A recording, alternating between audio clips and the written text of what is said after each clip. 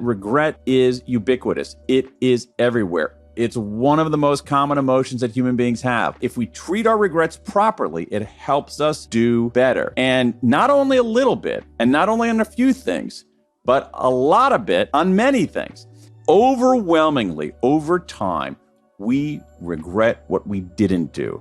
I regret that I didn't reach out. I regret that I didn't start that business. I regret that I didn't tell that person that I loved them. On the surface, they're in different categories, but they're the same regret. You're at a juncture in your life and you have a choice. Overwhelmingly, when people don't take the chance, they regret it.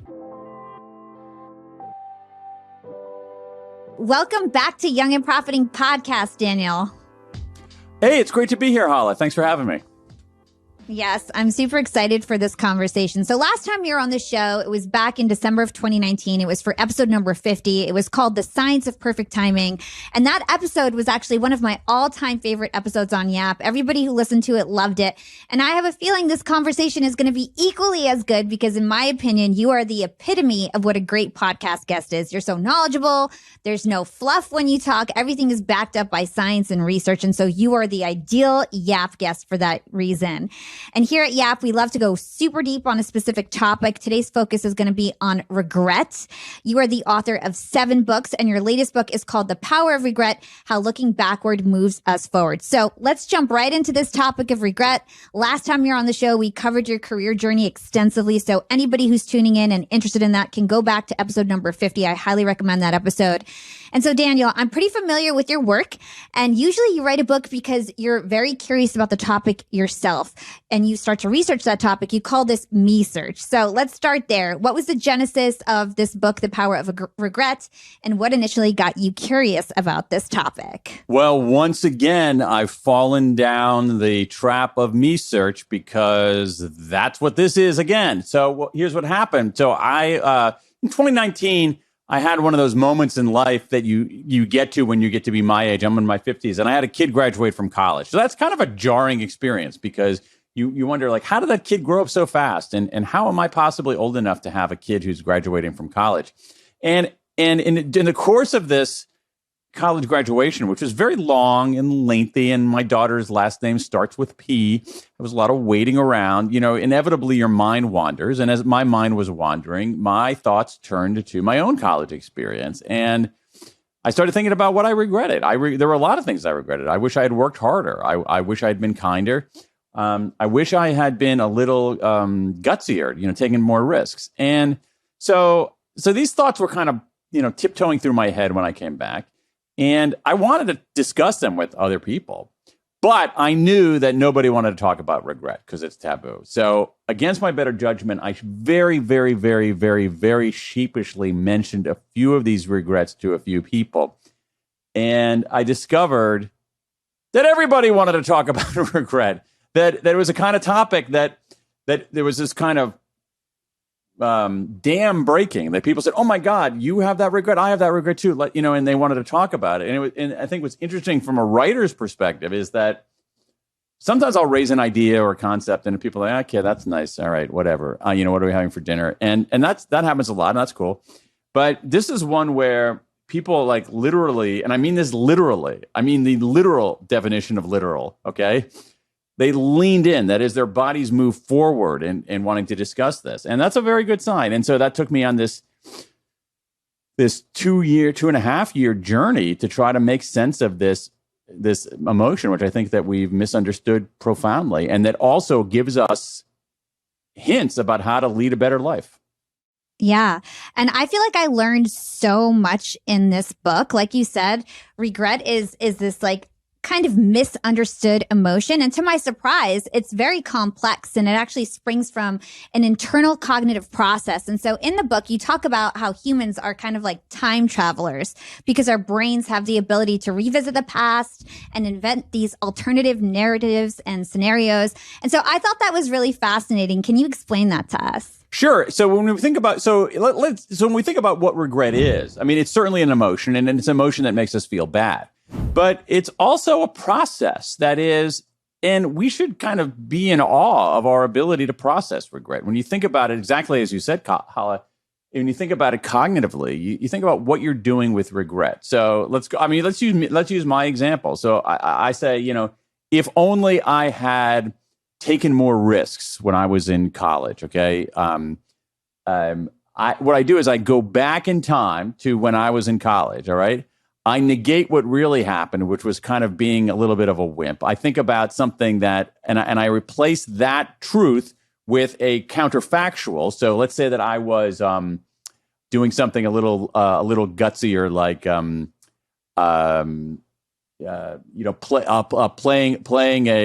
playing a club level sport. All right, rather than just wimp out. All right, so you know what I'm going to do? I'm going to actually try to become instead of phoning it, I'm going to try to become like a very skilled basketball player and risk the injuries and risk the feelings of stupidity and not being good enough and whatnot, rather than just retreat. All right. So I go back and negate that. So not only that, but I come back to the present. Now my present is reconfigured because I've changed the past. And now suddenly, I don't know, I'm like, coaching a basketball team, or I'm a better leader because I had more experience with a team sport or something like that. And so it's really this incredible process that we go through where we get in the time machine, we go backward, we negate what happened, we get back in our time machine, we go forward to the present, and the present magically looks different because of what we've done in the past. This is one reason why regret is it's a milestone in our development. That is, little kids can't do this. 5-year-olds don't experience regret because they can't think counterfactually. It's also why people with certain kinds of brain damage and brain lesions can't reason counterfactually. It's really, the more I think about what our brains can do, the more I'm kind of in awe of this lump in our head and how powerful it is. Yeah. And I want to dig deeper on counterfactuals because you brought it up and it was a term that I've never heard of until I started reading your book. And it's super interesting. So talk to us about counterfactuals and the main ones and maybe give us some examples. Yeah. Well, so basically what it means is that our brains allow us to imagine a scenario that runs counter to the actual facts. So, so you can go backward and say, oh, if only I hadn't married Bob. If only I had married Fred instead of Bob. All right. And so, wow, how would my life be different? And there are two kinds of counterfactuals here. Okay. So I know you guys like to go deep. So there are two kinds of counterfactuals that are really important. One of them is what I call what you can call a downward counterfactual. Okay. So you imagine how things could have been worse. All right. So you say, I regret that I married Bob, but at least I have these two great kids. Okay. So you find the silver lining. Okay. It could have been worse. I could have married Bob and not had any kids. All right.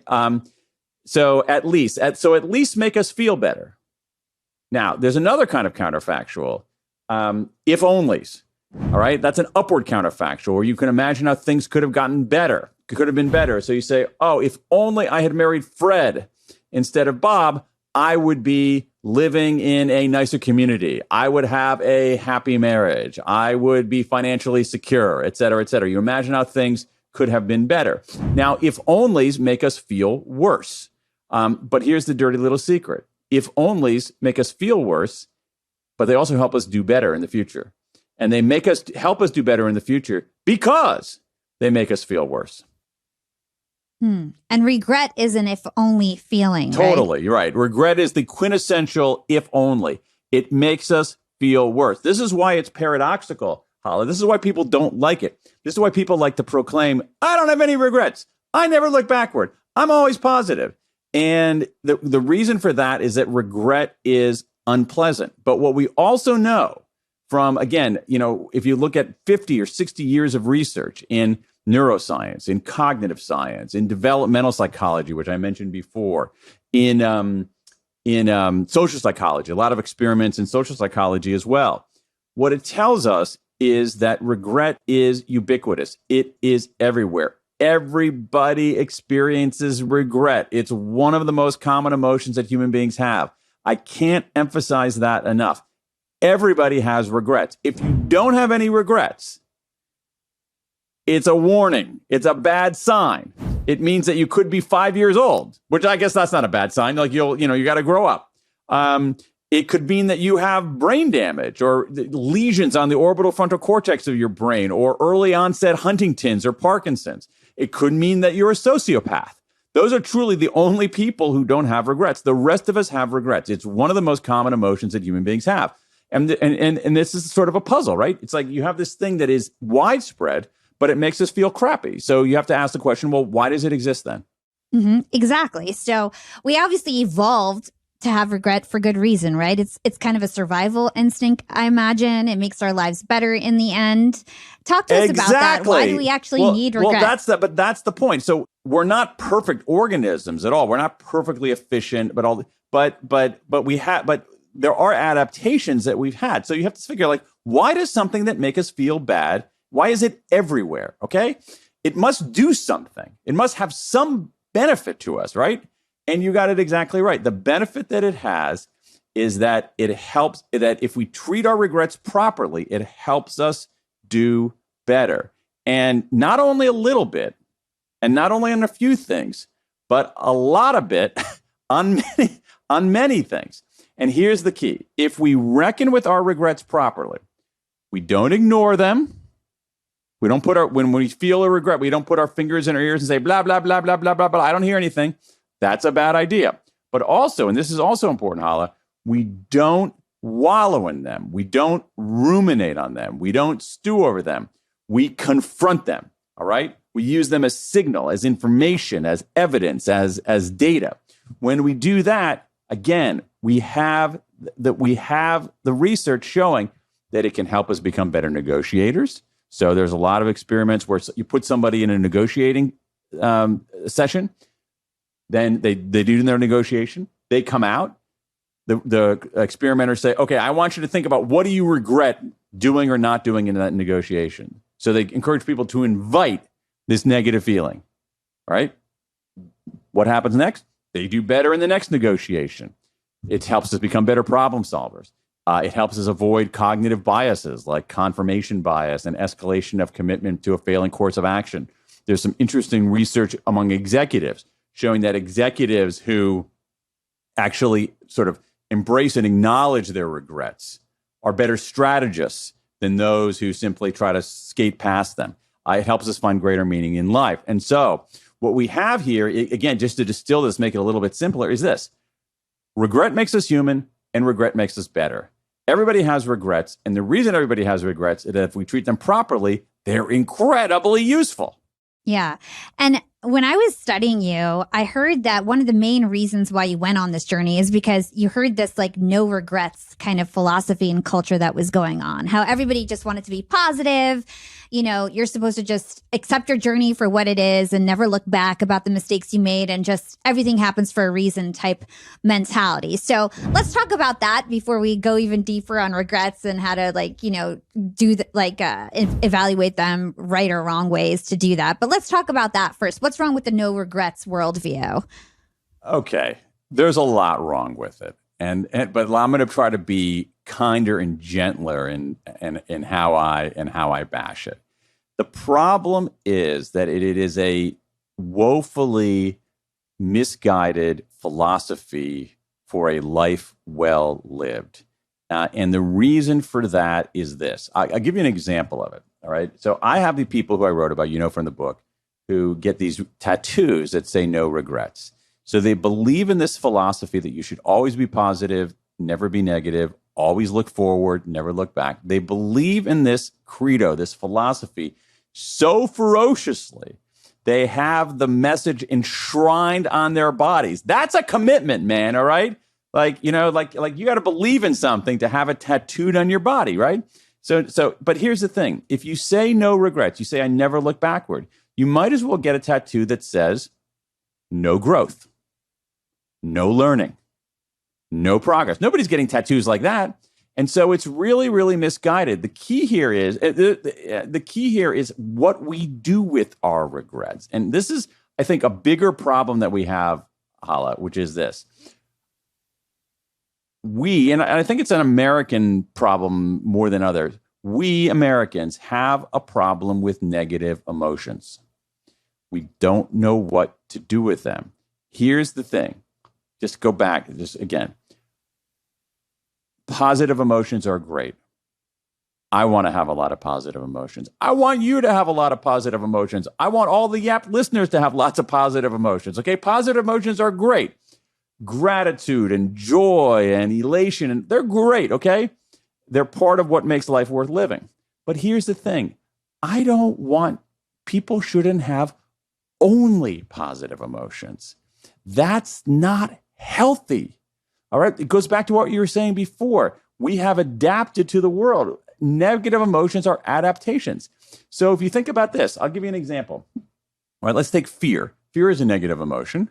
Do I want to go, if somebody knocks at my office door, some weird person knocks at my office door and says, hey, Dan, I'll give you an operation. Okay, we're going to open up your head, but it's going to be completely no pain. We're going to seal it back up perfectly. And what we're going to do is we're going to do a little tweak in your brain to ensure that you never experience fear again in your life. Do you want that? Do I want that operation? Absolutely not. Of course not. Because because when I'm in a burning building, I want to experience fear, so I get the hell out, right? Like it's helpful. Again, I don't want to be burdened by fear. I don't want to experience fear all the time. That's debilitating. I don't want to experience, think about an emotion like grief. The reason we experience grief is because we experience love.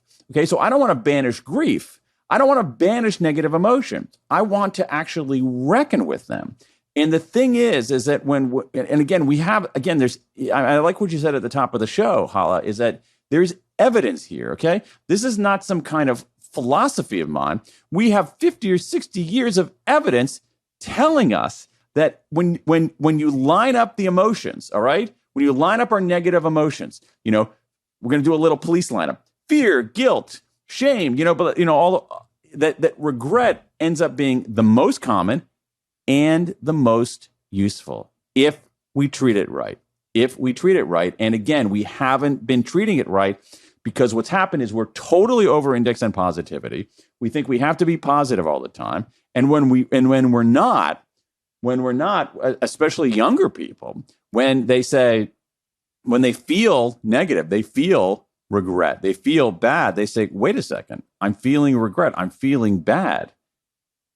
That's terrible, because not only is it inherently like unpleasant, but I look around and everybody else is perfect. There must be something wrong with me. And they get brought down by that, rather than saying a negative emotion is a knock at the door. Clunk, clunk, clunk, clunk, clunk. Someone's trying to tell me something. Let me listen, not drown it out, not get freaked out by it, but listen to it, learn from it, and do better in the future.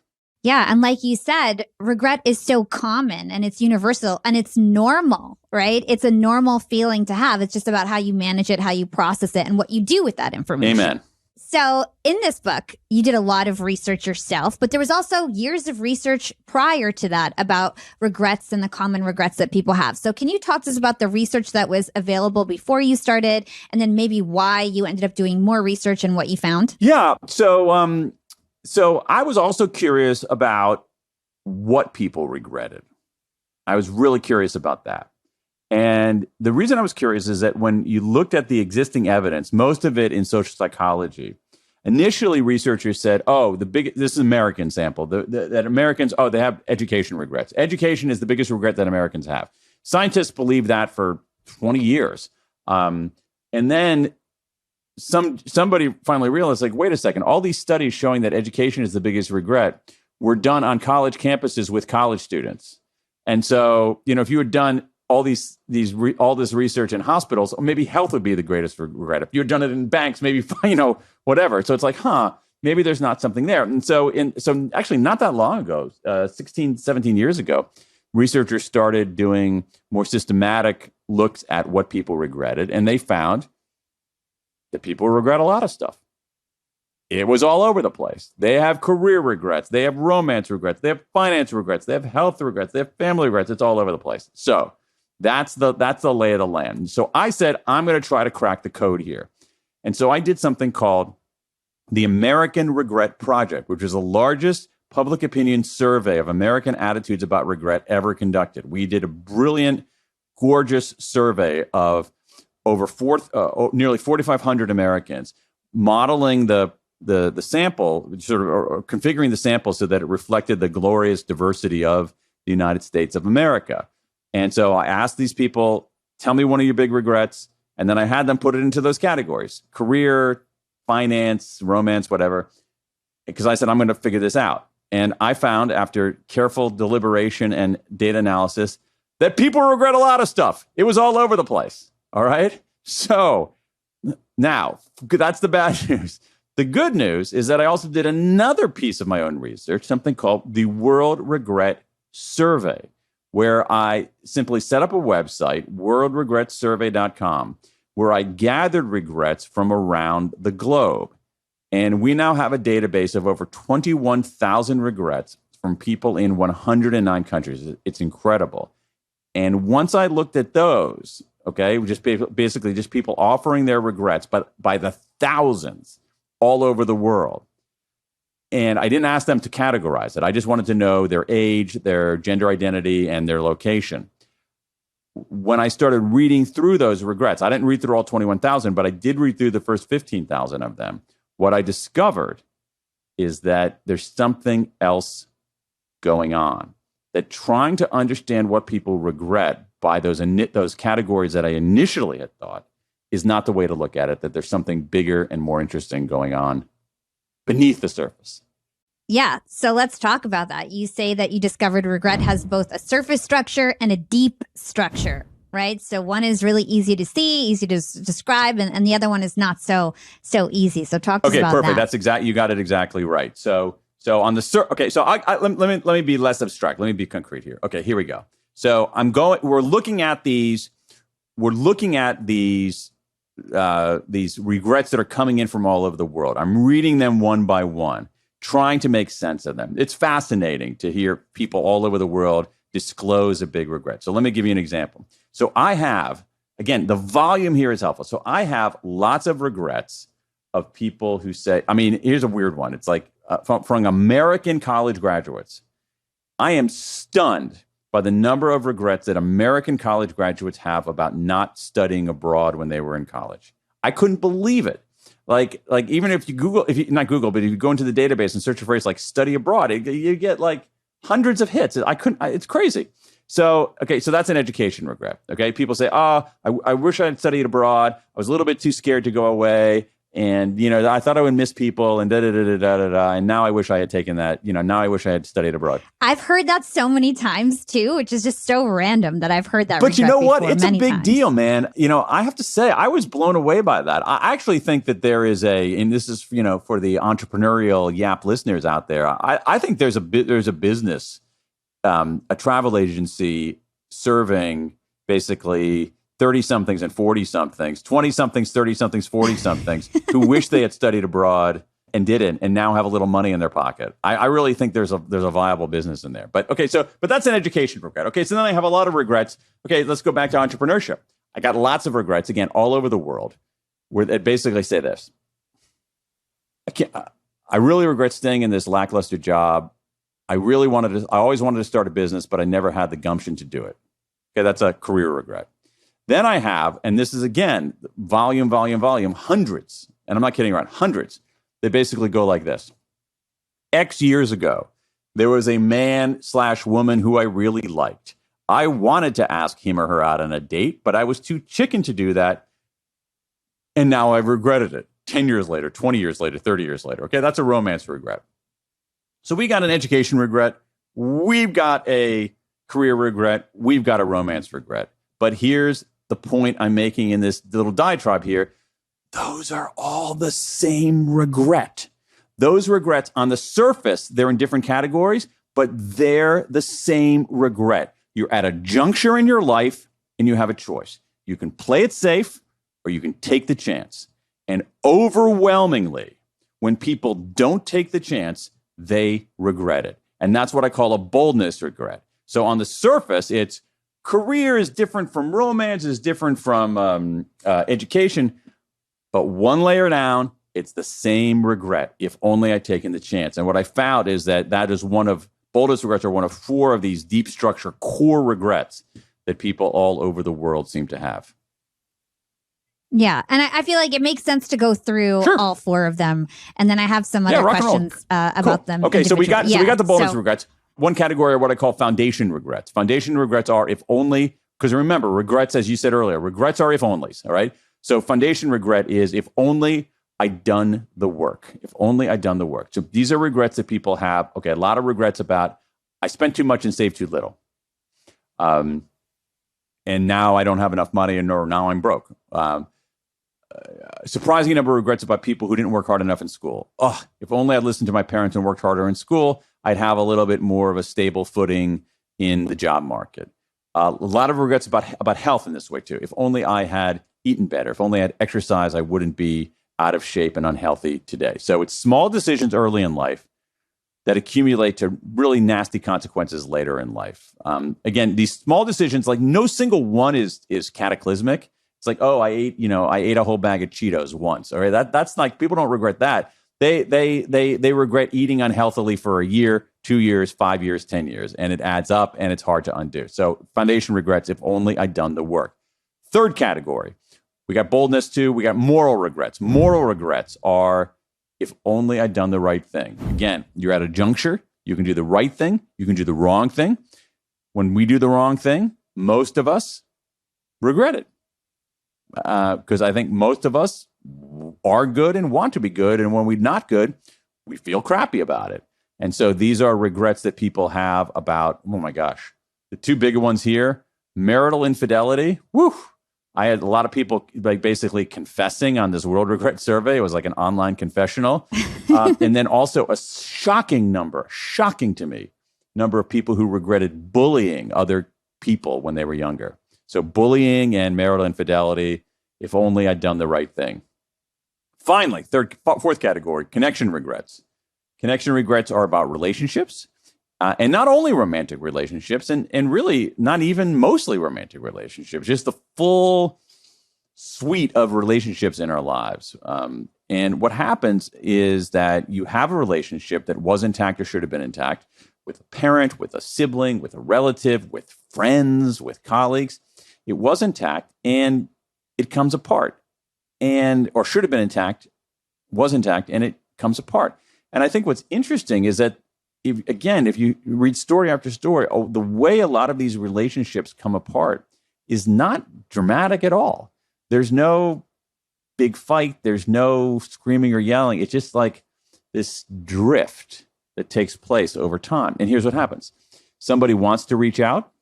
They say, okay, so let's say, like you're my old friend. It's like, okay, I was such good friends with Hala 8 years ago, 10 years. I was such good friends with Hala 10 years ago. And I haven't talked to her for so long. Yeah, I should really reach out to her. And then I say, oh man, no, but if I just reach out to her now, it's going to be so awkward because I haven't talked to her for 10 years. It's going to be so awkward. I don't want to do that. And besides, she won't care. So I don't do anything. And then 2 years from now, I say, oh man, I was such good friends with Hala 12 years ago. I really should reach out to her. But oh my God, it's even more awkward now. And she's going to care even less. And so we don't do anything. And sometimes it's too late. And that's a big mistake. Let me just double click on that for a moment. That's a huge mistake. It's a huge mistake. We have piles of evidence showing that when people do reach out, it's way less awkward than they think, like way less awkward than we think. We're completely over-indexed on awkwardness. My view in general in life, reading the research, is that if you're feeling awkward about something, just frickin' push through it. Don't let feelings of awkwardness be that barrier. Awkwardness is not a strong enough signal to stop you from doing something. Second thing is that we say people, but Hala's not going to care. People almost always welcome it. We're completely wrong on both fronts. We say it's going to be awkward and they're not going to care. And when we do it, it's not awkward and they always care. So connection regrets are if only I'd reached out. So let me quickly summarize those. We've got foundation regrets, if only I'd done the work. We've got boldness regrets, if only I'd taken the chance. We've got moral regrets, if only I'd done the right thing. And then we've got connection regrets, if only I'd reached out. And just remarkable universality all over the world. These are what people regret. And it's that deep structure that really matters. That deep structure is really universal. You see these in every country, at every age, at every gender identity. Yeah. And, you know, if I remember correctly, connection requests are the most common regret. And I think especially in COVID, this is relevant. I think a lot of us, you know, weren't hanging out with our friends for a couple years. A lot of our friends moved away. I feel like this is your sign, guys. If you're thinking of an old friend that you haven't talked to in a while, make sure you reach out to them. You know, don't have any regrets about that. Hear that sound, young and profiters? It's music to my ears because that's the sound you hear whenever you make a sale on Shopify, the sponsor of today's episode. So many of my listeners out there are thinking about starting that side hustle or business that they've always dreamed about. If that's you, Shopify is the perfect thing to kickstart your entrepreneurship journey. If you really want to make your dreams happen, you've got to put some skin in the game, yeah, fam. You've got to invest in your dreams. Shopify is an all-in-one e-commerce platform to start, run, and grow your business. It's one of the most helpful tools that any business, regardless of size, can use. From helping you design your online store, to providing key analytics, to even handling online payments information, Shopify makes it incredibly easy to run an online store. Shopify gives entrepreneurs the resources that were once only reserved for big business. Now startups can sell just like the big dogs. With Shopify, you can synchronize online and in-person sales, and you can reach customers across every major social network. For example, Facebook, Instagram, TikTok, Pinterest, you name it. The best part is the data that Shopify provides. They have incredible data insights. You can gain insights as you grow with detailed reporting on conversion rates, profit margins, and so much more. Scaling your business is a journey of endless possibility with Shopify. Shopify powers millions of businesses. In fact, everybody I know who has an online store uses Shopify to power their business. Shopify will help you from first sale to full scale. If you're looking for a sign, young and profiters, to start your business, this is your sign. Go ahead and start that side hustle you've always dreamed of. Start that business you've always thought about. Launch your product. This is your future. This is possibility powered by Shopify. Go to shopify.com/profiting, all lowercase. Young and profiters, that's really important. It's case sensitive. So that's shopify.com/profiting for a free 14-day trial and get full access to Shopify's entire suite of features. Yes, you can use Shopify for free for 2 weeks. Grow your business with Shopify today. Go to shopify.com/profiting right now. Again, that's shopify.com/profiting. So I'd love to hear about inaction and action and what we need to know about that in terms of regret. I'll give you a little bit of insight in how the sausage is made. So at one point, I had a chapter called The Rules of Regret, where I was going to say, unpack, here's how regret works. Like, we're basically pull up the hood. These are the rules of regret. This is how regret works, okay? And I was like, okay, well, should there be 5 rules or 7 rules or whatever? And so I have this giant I'm sort of a mix of like digital and analog. I still use a fair amount of paper because I prefer to read on paper. I use pencil and I do that kind of stuff. So I have these giant bulging folders of research. And I'm like, okay, I'm going to crack the code. I'm going to figure out the rules of regret. And I started going through the research and I'm like, oh, there's one rule.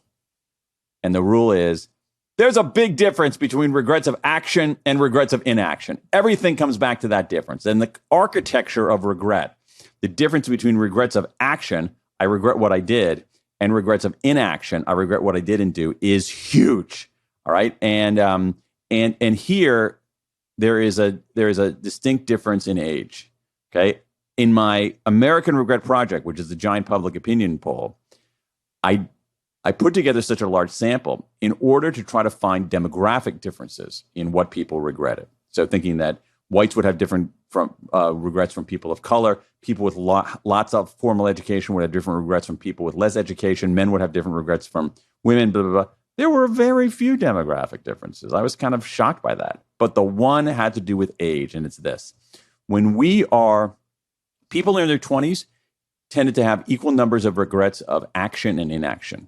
Equal numbers of regrets about what they did and regrets about what they didn't do.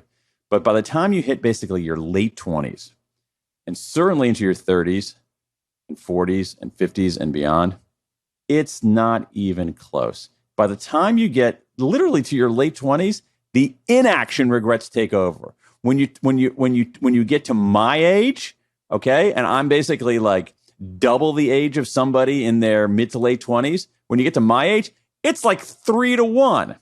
Inaction regrets over action regrets. Overwhelmingly, over time, we regret what we didn't do. I regret that I didn't reach out. I regret that I didn't start that business. I regret that I didn't tell that person that I loved them. I regret that I didn't stand up to an injustice. That's what we regret. Inaction over action as we get older. And I'm curious to understand, because you did all this research, you heard about so many different regrets, you really started to understand the science behind it and why we have regrets. What were some of the big life lessons that you learned about it that may not really be scientific or anything, but just life lessons that you're going to carry through? I'll tell you a few of them. I mean, you hinted at one of them just a few moments ago, Hala, which is that let's take these connection regrets. Right?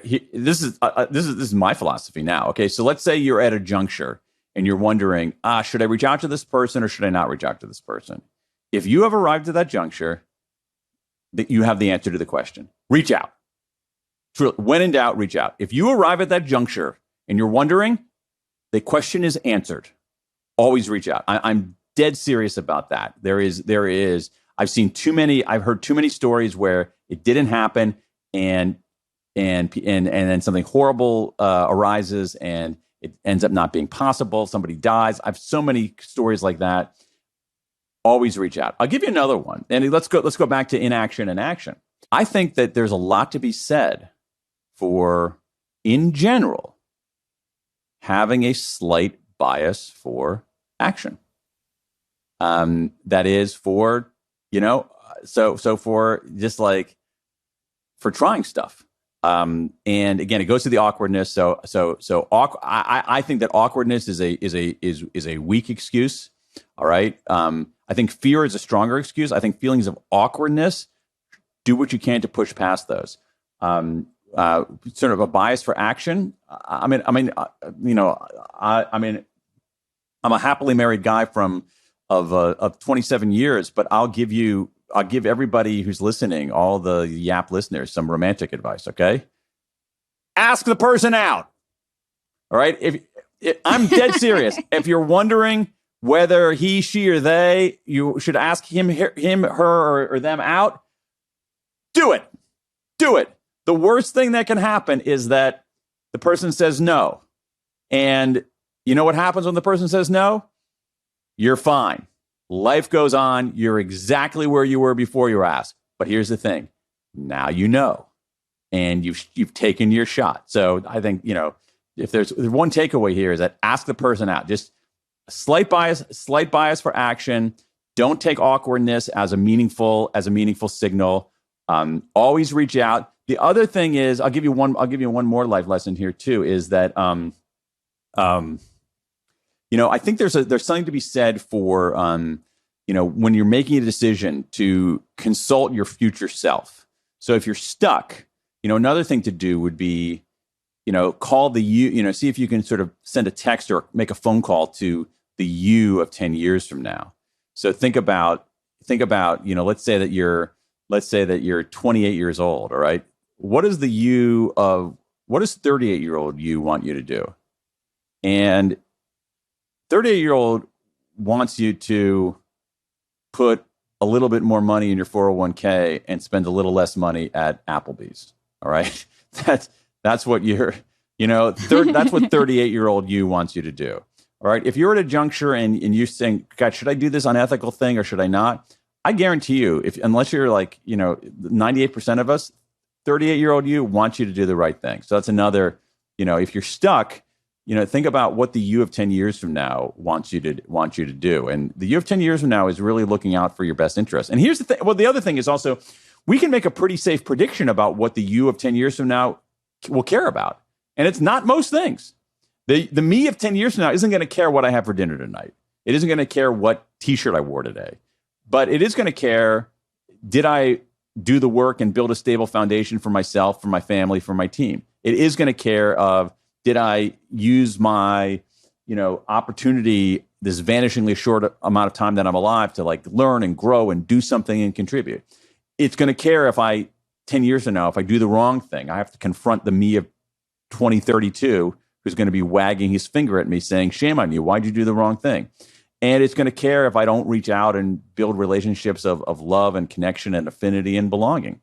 And, and again, it's not super complicated, but I think the cool thing is that this emotion that we often try to avoid is giving us this very, very clear window into what makes life worth living. Yeah. And I feel like for me, the big kind of takeaway that I'm getting from all of this is having this bias for action. Because like you said, the biggest regret is inaction. And we can't, most of the time, if we do something and we find out the answer, we're not looking back and saying, if only this, if only that. That's what happened. And you just get over it and move on, and you don't ruminate and think about it forever. So speaking about ruminating, there's right ways and wrong ways to deal with regret. And dealing with regret is critical for us, like moving in a positive way forward in our lives. So talk to us about the right way and the wrong way to deal with regret. The wrong way is pretty obvious. The wrong way is to simply ignore it. That's a totally bad idea. All right. And it doesn't work over the long term. Another bad idea is to wallow in it, is to stew over it. And so the right way to do it is to try to avoid, especially that second path. And the way I look at this process is inward, outward, forward, inward, outward, forward. So the first step is to look inward. So let's say you have a regret, or even more broadly, you make a mistake. The way, in the face of regrets, in the face of mistakes and screw ups, the way we talk to ourselves is incredibly harsh. Like if you listen to like people's self-talk, it's brutal. If you listen to my self-talk, you'd think I was a lunatic. The way I talk to myself is just cruel. I would never talk to anybody else that way. And what the science tells us is don't do that. There's very little evidence that that's effective in enhancing your performance. And a better technique than self-laceration is what's called self-compassion, which is work pioneered by Kristen Neff at the University of Texas about 20 years ago. And the principle is pretty simple. Treat yourself with kindness rather than contempt. Don't treat yourself better than anybody else. There's no evidence, I should treat myself special. I should, but that's not true. But don't treat yourself worse than anybody else. Treat yourself with kindness rather than contempt. Recognize that regrets are part of the human condition. Any Yap listener out there who has a regret, I'll find almost the identical regret in my database in 90 seconds. Okay, like it's part of the human condition. And the also thing that I think is really important is that a regret is a moment in your life. It's not the full measure of your life. We sometimes will make these broad assessments of our entirety based on a single thing in a single moment, and that's unhealthy. So that's inward. So you reframe inward. Second thing is outward. There's a strong argument to be made for disclosure. Disclosure is a form of unburdening. It's not accidental that 21,000 people around the world told a complete stranger their big regret because they wanted to talk about it. Just like what I was saying at the top of the show, Hala. It's like I mentioned my regrets very sheepishly, and suddenly like this, sort of uncorked this bottle where, people want to talk about it. And but the other thing I think is actually really important is that goes back to emotions and how we deal with emotions. Emotions, by their very nature, are abstract. They're vaporous. They're blobby. That's what makes positive emotions feel good, but it's what makes negative emotions feel bad.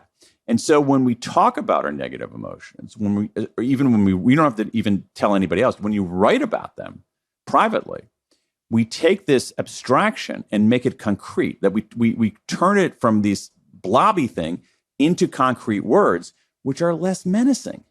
And it helps us begin the sense-making process. It's inward, outward, forward. And then the other thing that's really important, though, so we reframe inward, we express outward, but we also have to move forward. And the way we do that is we have to extract a lesson from that regret. And we tend to be pretty bad at solving our own problems. We're good at solving other people's problems, terrible at solving our own problems. So a really good technique is essentially it's what's called self-distancing. It's basically get some distance from yourself. So you can do things like talk to yourself in the second person. What should you do? Or even better, your third person. What should your self-talk should be? What should Holly do? Not what should I do? What should Holly do? I got to tell you, the single best decision making tool that I know of when you're stuck is to ask yourself, what would I tell my best friend to do? Whenever we do that, I have people come to me saying, Dan, I should do this or should I do that? I'm just so torn. I don't know what to do. And I say, what would you tell your best friend to do? And they say, oh, well, I tell her bobbity bobbity ba. And it's like, all right, you kind of answered the question there. So for the business people in your audience, Andy Grove, the former CEO of Intel, had a brilliant technique where he said when he was stuck on a business decision as an executive, he would say, okay, if I were replaced tomorrow, what would my successor do? And he always knew. And so again, if we reframe inward, express outward, and then move forward by self-distancing, we begin to sort of develop that as a habit. And then we can then, instead of trying to bat away this negative emotion or getting brought down by it, we basically, hop on it at like a surfboard and ride it into better health, higher productivity, more meaning in life, and more effectiveness, especially at work. Yeah. I'm curious, why is it so much easier to give advice to other people and to like kind of pretend that you're giving advice to your best friend? Like, why is it so hard to give advice to yourself? We're too caught up in the details of our life. At some level, we know too much, and that blinds us from the big picture. It's like trying to understand, okay, I want to study the ocean. And what I'm going to do is I'm going to scuba dive, all right, to try to understand the ocean. And it's like, well, now I'm immersed in everything. If you really want to understand, like, what does the ocean look like? What are its boundaries? How's it configured? You want to be an oceanographer. You want to get up like in a helicopter and go above there. And that's often a better problem solving technique. We just know too much about ourselves. We're too caught up in the gory details, where with other people, we see the big picture. We see what's really going on. And so, and I really think that's it. Now we can bring those techniques to bear on our own problems, but we have to be deliberate and intentional about that by doing these kinds of, I don't want to, sort of like Jedi mind tricks to self-distance. Again, talking to yourself in the third person. Even that thing that I suggested before about talking to yourself 10 years from now, that's a form of self-distancing. And again, truly, if there are two takeaways from this, all right, for your listeners. One, ask them out. Two, if you're stuck on a decision, ask yourself, what would I tell my best friend to do? And then do that. Yeah, I think that's really good advice. And so regret is a very negative emotion. People don't like to feel that way. Sometimes they wallow in their regret. And you talk about something called mental subtraction that can help us feel better in the moment when we're having a regret. Could you explain that to us? That's another really good point. So let's say that we what it's called is a technique, some good research on this, called mental subtraction of positive events. It allows us to feel a greater sense of gratitude. So let me think of an example of this. I mean, I do this sometimes. It's a good way just to feel gratitude in general. It's also a way to reckon with. It's also a way to reckon with regret. So and it's in some ways it's another form of at least think things. So I'll give you kind of So I give you an education regret of mine, which is that I regret having gone to law school in general, and probably gone to law school when I did. Okay, that's not a cataclysmic regret. It's not my biggest regret, but it's illustrative here. Okay, but here's the thing: I met my wife in law school. So what I can do is I can say, well, let me mentally subtract that event. Imagine a world where I didn't go to law school. That's a world where I never would have met my wife. I don't want to live in that world. All right. I'm willing. And so it's a way to find a silver lining, particularly in action regrets. And this goes back to this architecture. With action regrets, we can find the silver lining. We can at least them. We can see a benefit in them. All right. Which is why we can process them and make sense of them. Some action regrets we can also undo. So those people who I talk, there's all those people who have bullying regrets, more regrets. It's an action. I bullied somebody. Many of them go back 20 years later and apologize to the people they bullied. And so they're trying to undo that kind of regret. I have a guy in the book who has a no regrets tattoo, and he goes to get it removed because he doesn't want to, so with action regrets, we can mentally subtract certain positive elements of them. We can at least them, we can undo them. And therefore we can tamp down the how much they bug us. That's why over time, action regrets recede and inaction regrets dominate. This is so interesting, Daniel. So let's wrap up the conversation. And I feel like a good way to round this out is to talk about the benefits of dealing with our regrets and the benefits of regrets in general. How can us, doing what you just mentioned, self-distancing, analyzing, trying to change our behaviors based on our regrets, how can that actually help us in life? On a number of different dimensions. Number one is that we know from these 4 regrets, if we know what people regret the most, we know what they value the most. So regrets are a negative, are like a reverse image of a life well lived, of a good life. And what we know is what people want out of life in general is, foundation regrets are, they want a degree of stability. A good life is not precarious. They want, boldness is about the chance to learn and grow and do something and not like waste your time here and just do something. Moral regrets are about goodness. And connection regrets are ultimately about love. And so as you think through your decisions, you can anticipate your future regrets. And the way to do that is to really maximize on things that, if you're making a decision, it's like, is this going to build my foundation? Is this going to help me learn and grow? Is this the right thing to do? Is this going to help me build connections and affinity with people I care about?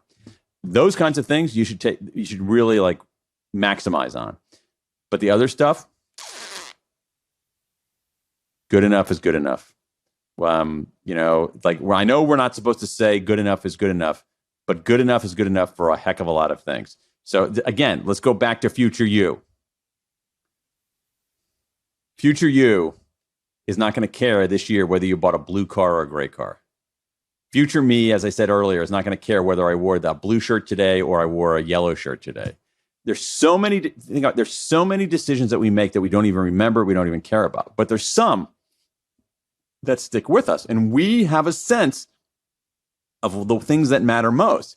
And so if we really focus our efforts and our attention on these kinds of things, on building a solid foundation, on learning and growing, on being good and moral and truthful and doing the right thing, and on building relationships of love and belonging, I think that regret gives us this path to do things to do things better.